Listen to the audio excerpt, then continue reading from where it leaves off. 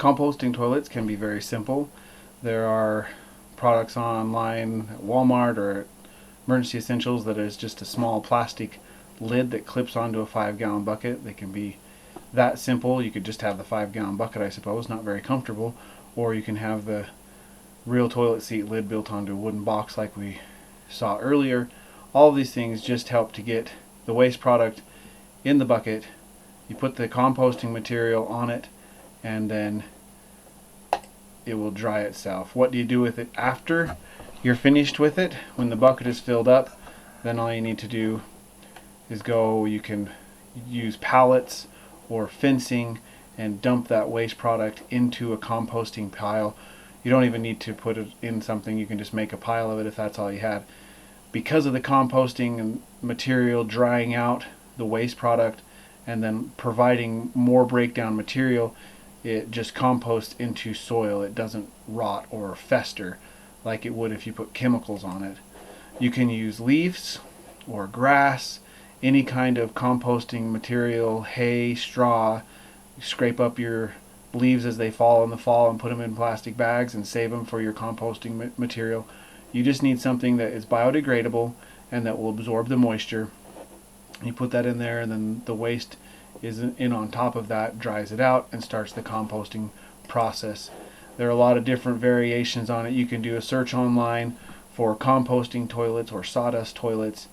Composting toilets will get you more expensive things, but composting sawdust toilets will show you all kinds of variations on how to use a simple bucket and composting material to get rid of your waste products. It's very easy to do. The odor is very minimal, and the waste product in the end result turns into a fertilizer.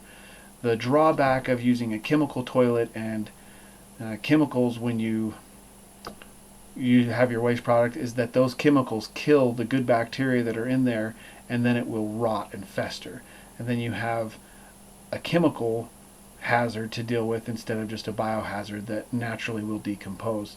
If you put it in plastic sacks and bundle those sacks up and go and bury them somewhere or go and stack them somewhere, then those plastic bags are going to pile up.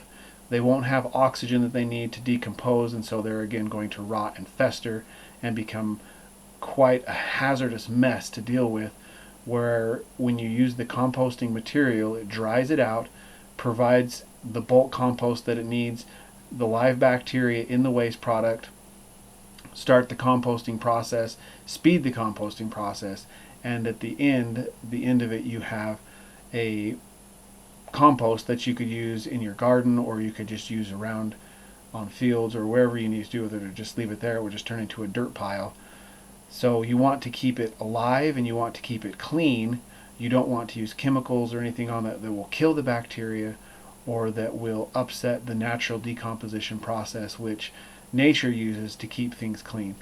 When everything is decomposing properly and healthy, when the good bacteria is there and it's getting plenty of oxygen in those settings, the smell is to a minimum, and the end result is of course just good dirt.